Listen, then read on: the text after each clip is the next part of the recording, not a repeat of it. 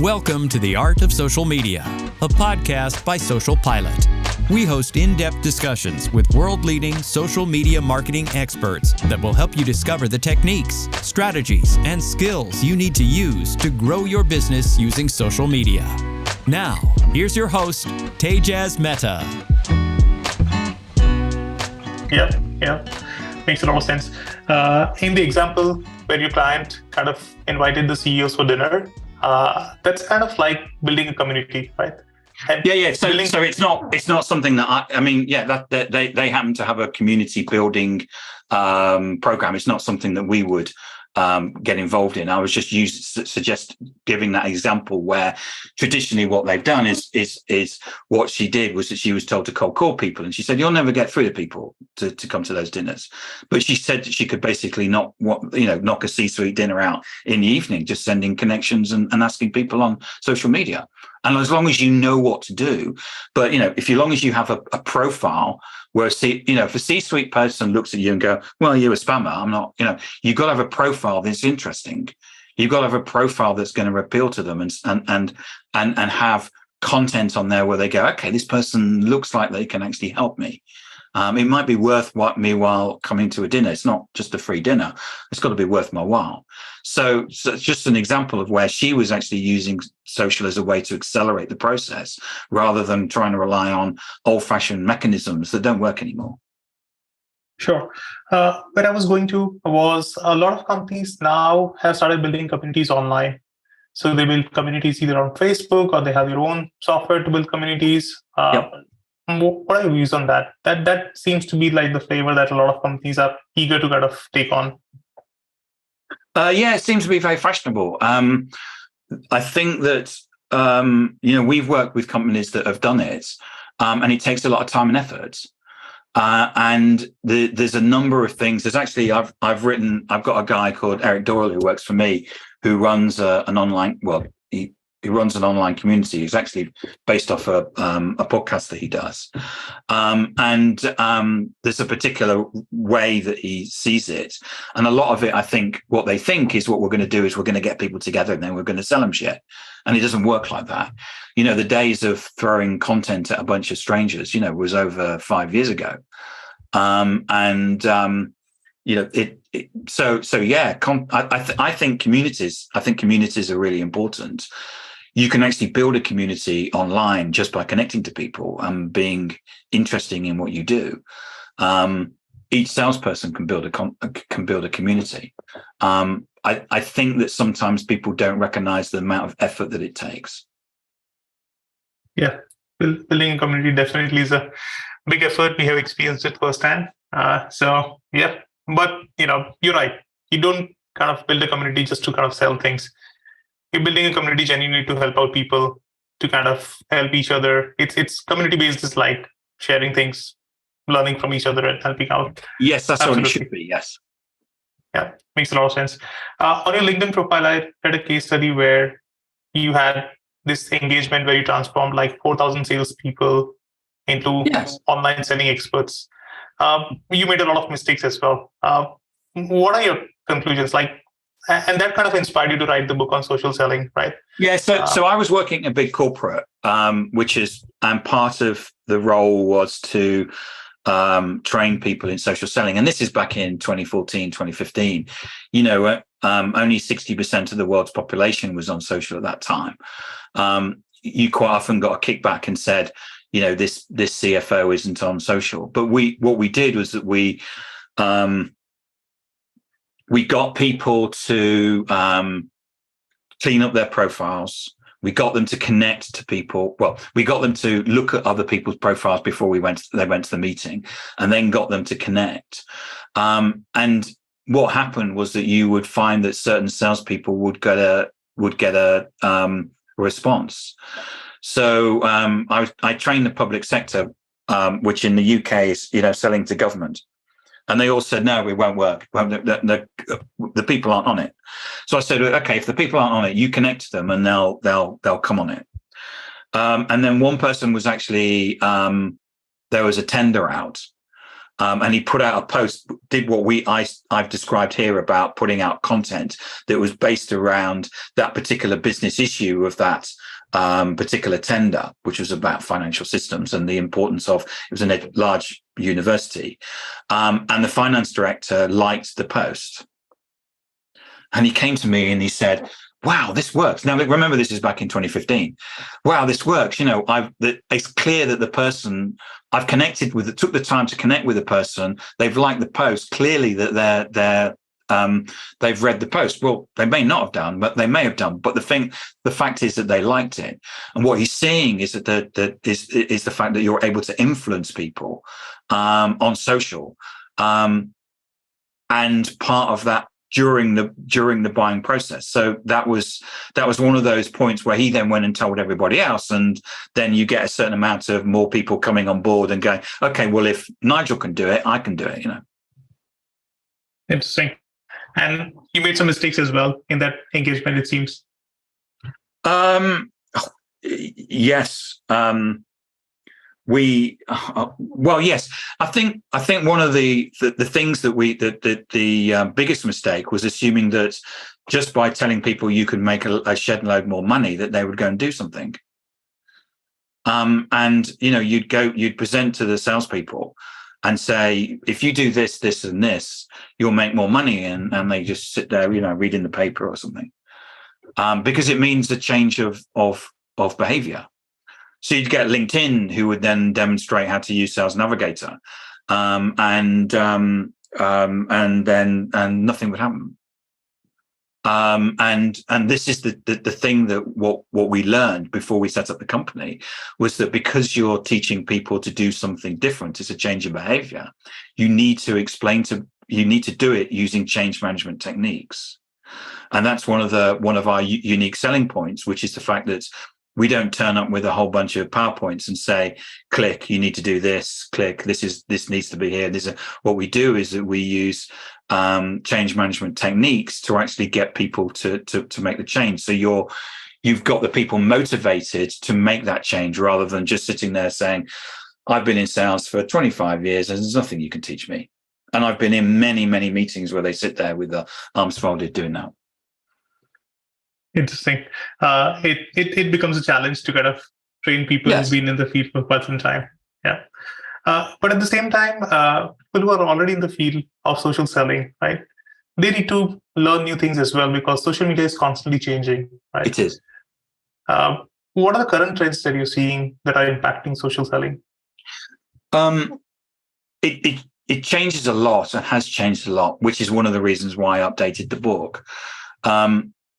I think there's been that movement where people now recognize that they need to do it, and they're probably more in denial than anything else. We've seen this move to actually what I talked about earlier on, which is about digital dominance, about how you can actually take your business and be the market leader. That's not just in sales, but also, for example, if you're talking about your culture, your ESG program, your diversity program, your STEM program, all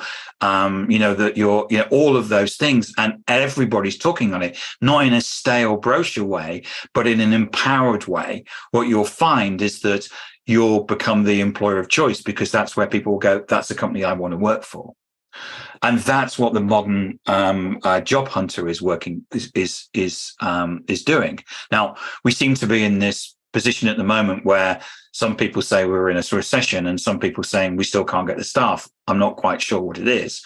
But what we do know is that the way that people are looking for jobs is that they're coming online and they're looking at the C-suite. They're looking at the what the company is doing and making decisions based on that. The next thing is that what we're seeing is that this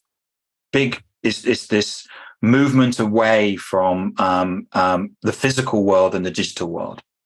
So the physical world, I'm sitting in the physical world right now. But as soon as I go on LinkedIn, I'm in the digital world. And what I need to do is I need to have the skills as an employee to understand how to navigate that. That's not how to use LinkedIn, but as I talked about earlier on, how to walk digital corridors and have digital conversations. It's now a skill I have to have, just as much as I have to have Excel, Word, or PowerPoint skills.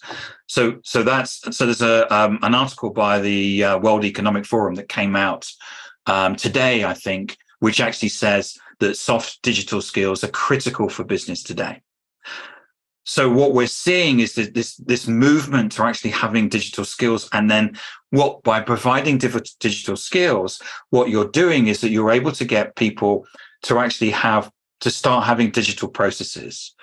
Because so far, what people have done when they talk about digital transformation, and I did it myself when I worked at corporate, what I was selling was actually an application. It wasn't digital transformation. People replaced their accounting system with another accounting system. It didn't give you digital. So, for example, what you're able to do with digital is we have a client called Display Technology in Cambridge. They don't use recruitment consultants or place job ads anymore. And they don't do that because they're on social and people come to them and say, can I work for you?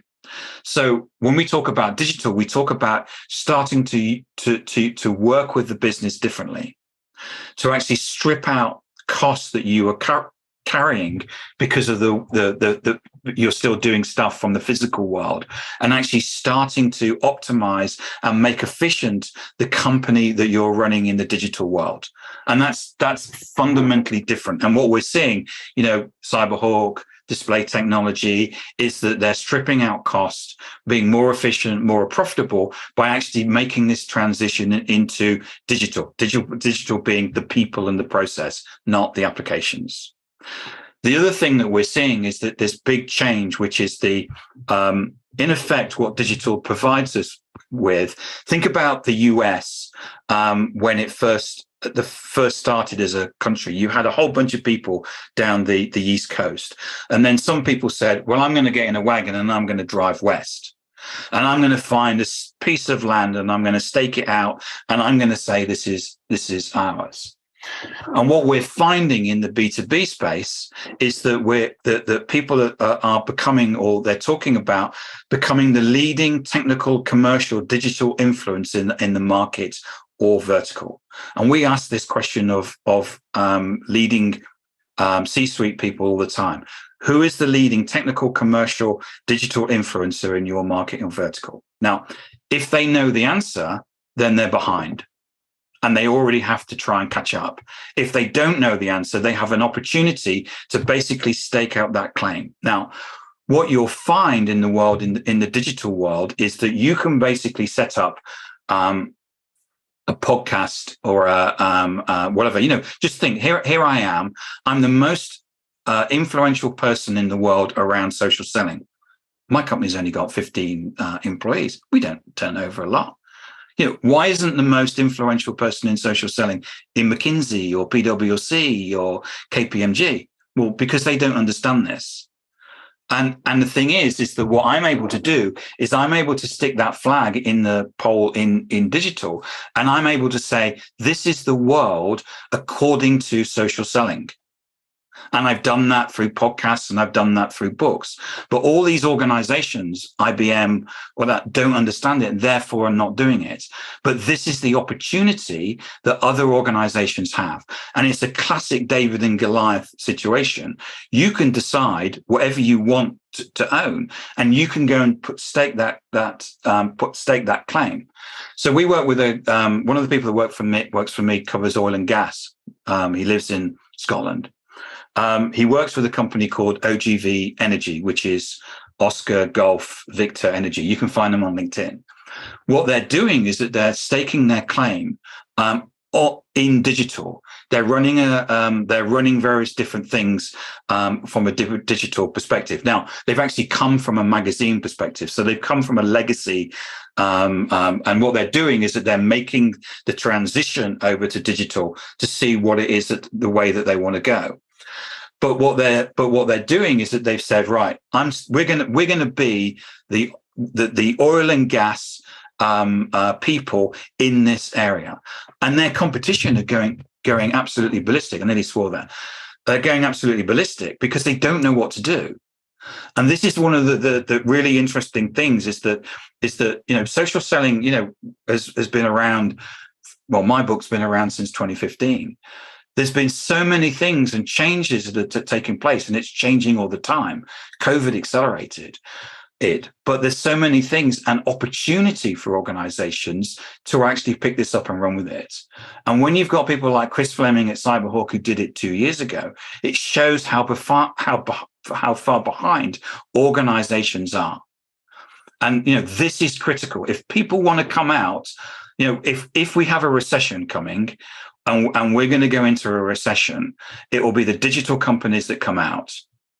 And one of the things that I'm passionate about and I'm very scared of is the employees that are working for organizations where their C-suite doesn't understand this.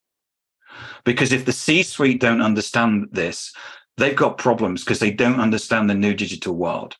I've just come off a call with a marketing agency whose CEO says, I'm not going to get involved in social. And I said, I'm sorry, but your company is going to go downhill. Because if you don't understand the modern buyer, you don't understand the modern job hunter, you don't understand the modern investor, you're not going to be around. We're in the fourth industrial revolution. It's the bigger move as from steam power to electricity. This has transformed the world. I'm not talking about futures. I'm talking about stuff that people did 2 years ago. And this is the interesting thing. This is going to sort out a number of organizations, and organizations have to get on board with this. Otherwise, they're not going to be around. That's a very powerful message, Tim. It kind of definitely should scare organizations that are not digital. But there's an opportunity for everyone. If an oil and gas company can become a digital leader in some space, anybody can, right?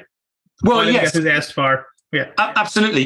There are lots of organizations that would see themselves as fairly old-fashioned, but it's that old-fashioned where they say, "Come on, let's take the medicine and let's absorb this, and we see the change." Everybody has a mobile phone. Everybody buys in a different way. Why do they come to work and suddenly think it's the 1980s? I don't understand it. And we had a certain amount of traction during COVID where people work from home. So there was that merger and people started merger. And then, I see people go, pictures of them out in conferences. It's like, really? I mean, are people really going to conferences? Yeah.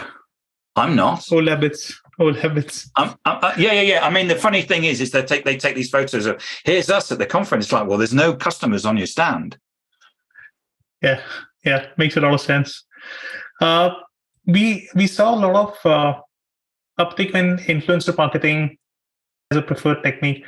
Do influencers have a role in social selling? I think that the influencers do.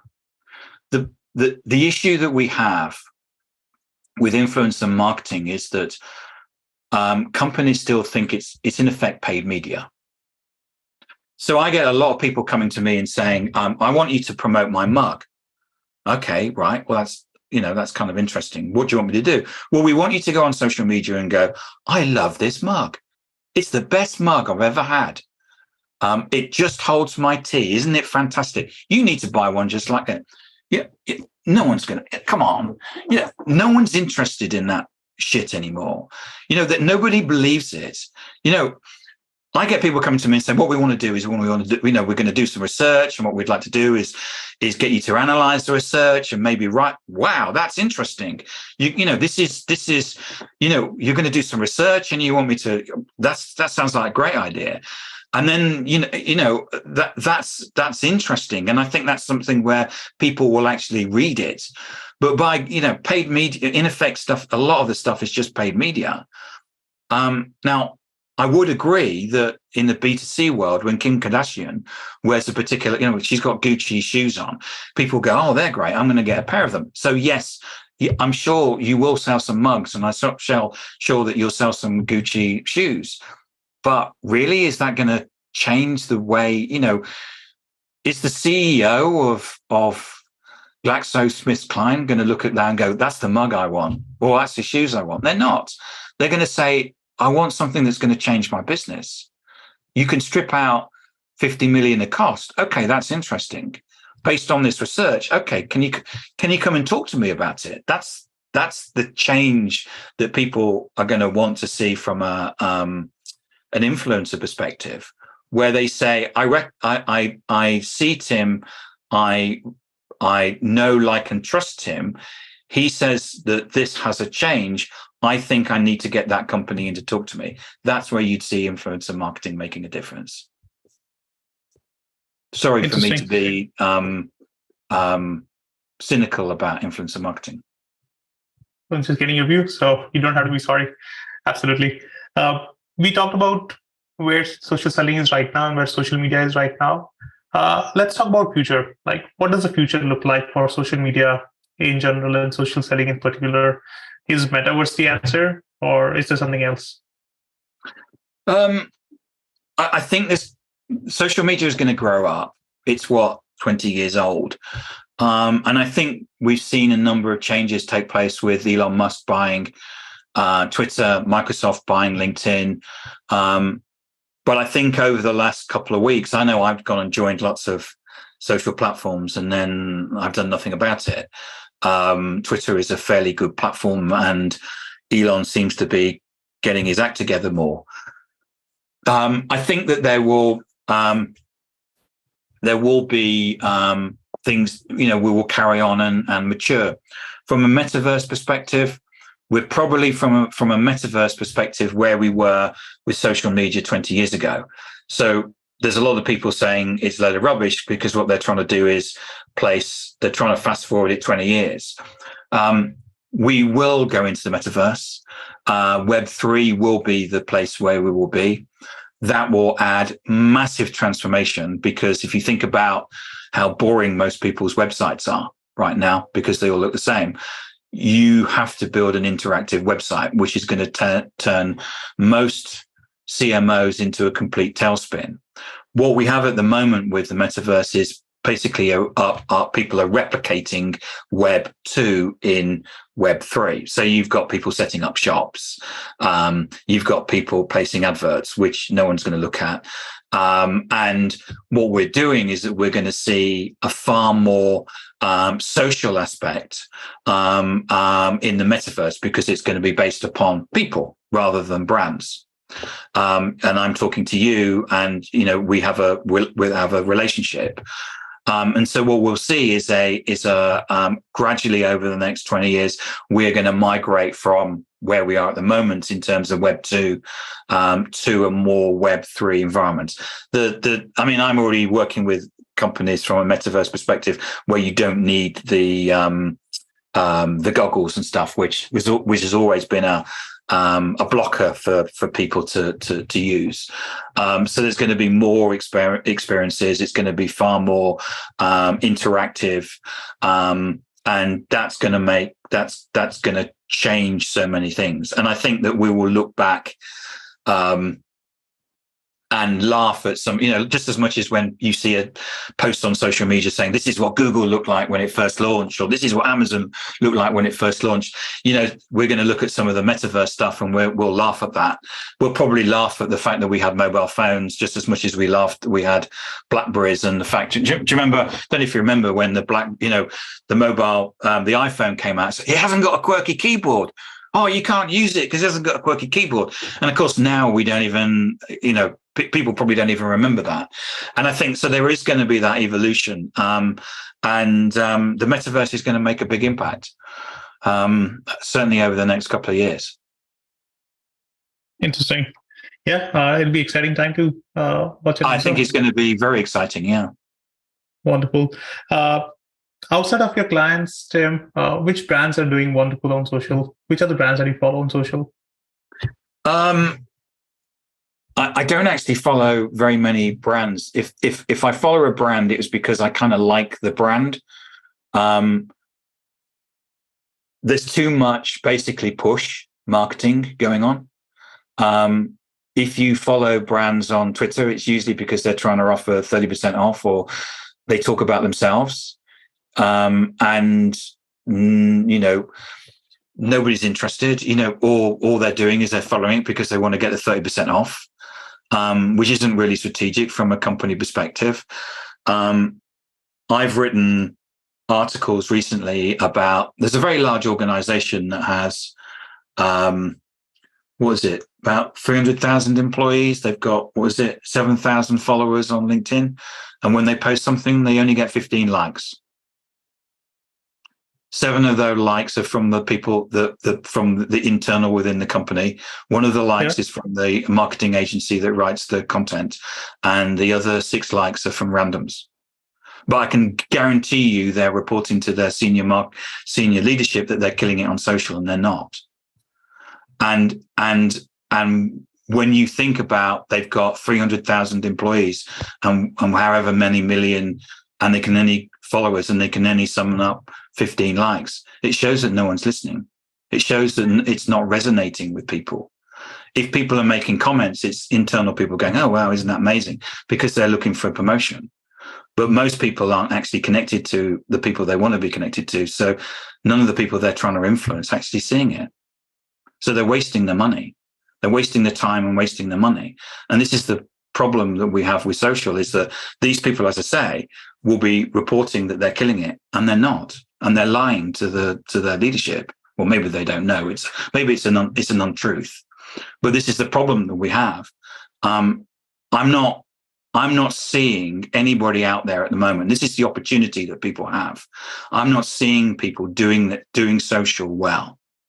I got someone emailing me today. I've seen your profile on LinkedIn, and I think I've got marketing that can help me. Really? If you've seen my profile on LinkedIn, you really think that there's marketing that can help me? Well, that's really interesting. And they're wasting their time doing this. And this is we've shifted. The world's shifted. We know it. Mobile phones, COVID, and we're still playing like we did in the 1980s. So I'm sorry, I'm not a big fan of being bamboozled with and shouted at by brands. Yeah, interesting. Any individuals that you follow on social that are doing amazing from a personal branding perspective? There's a lot of people that are doing. Obviously, my team. We anybody who covers DLA Ignite, we always believe we have to be the high watermark in terms of what we do. We have to walk the walk and talk the talk and stuff. But I see there's a Mark Schaefer, for example, he's written the foreword for the book. I had to have him on board because he's fantastic. Seth Godin is another person of mine, even though he didn't write the foreword for the book. I'll forgive you, Steph. There's other people. I mean, I've got Daniel Gussman from Mercer, who is just a person who teaches people in terms of Mercer, the HR consultancy people. She teaches them social media internally, but she's fantastic as herself, empowered. And she's getting 100 likes and stuff, just putting stuff out, and it's authentic stuff, which is again why I asked her to be part of the book. Anita Vasily at Ericsson, she's currently on holiday, but the stuff that she puts out again is authentic stuff that you wait for these people to post stuff. You're waiting for it because it's like, that's going to brighten up my day, or that's going to give me I'm going to learn something. I think it was Seth Godin that said that if you've got an email marketing list, is what you should do is you should not send it 1 week or whatever, 1 month, and see how many people ring up and say, I didn't get the email that you usually send out. And that shows you whether it's useful or not. Interesting. I'm going to check out these people. Jim, what are your 3 favorite books? Thank you. I've got a couple of ones. This is a classic, which is Crossing the Chasm. by Jeffrey A. Moore. It's about, so you talked about startups. If you're a startup organization, you want to take a new product to market, that's the book you have to read, and you have to follow it to the letter. There's no shortcuts. I've launched a number of products just using the concepts in there, which is the Crossing the Chasm is the bit about how you get acceptance for new products. Fantastic book. This is fun as well. This is new out. This happens to be, it is Kogan Page, which is my publisher, but this is Nancy Harhut, which is one I've read recently, which is Using Behavioral Science in Marketing. She goes through all the different cognitive biases and gives an example and of how it's used, how you have that blockage in your head, and how you can use it in marketing. It's a great fun book. She uses loads of case studies. I just had her on my podcast, and it's just new out, and that's well worth reading. And I know it kind of sounds technical, but actually it's good fun. And if you're a new person, either starting a new job or you're a new leader, then this is a great book, which is The First 90 Days. It's got everything you need in terms of templates and advice that if you're, as I say, you're starting a new job, as in you've been promoted internally, or you're starting a new job as in you're going to a new place, and it's got all the things about making sure that you work out the politics and how to go in and say the right things and not immediately alienate everybody and stuff. And that's good fun and well worth reading if you're doing either of those things. So that's good fun as well. I wanted to pick 3 books that maybe other people haven't chosen. Yeah. No, those look interesting. Thanks for sharing. You're welcome. Tim, where can people find you online? The best place to find me is LinkedIn. I'm Tim Hughes. Online on Twitter, I'm Timothy_Hughes. Our website is DLAignite.com. And the book, Social Selling Techniques to Influence Buyers and Changemakers, 2nd edition, the one with the yellow cover, is available on Amazon worldwide. It has a lot of the things I've talked about today in it. Sounds great. Tim, thank you so much for You're welcome. coming to the show. Been fun. Thank you. Great questions on social selling. Great questions. It's great to turn up to a podcast where somebody has actually sat down and worked out some great questions to ask, delving questions. And thank you so much for that. The Art of Social Media is brought to you by SocialPilot. To find out more about SocialPilot and how we can give you everything you need to hit your social media marketing goals, visit socialpilot.co. And then make sure to search for The Art of Social Media in Apple Podcasts, Spotify, and Google Podcasts, or anywhere else podcasts are found. Make sure to click follow so you don't miss any future episodes. On behalf of the team here at SocialPilot, thanks for listening.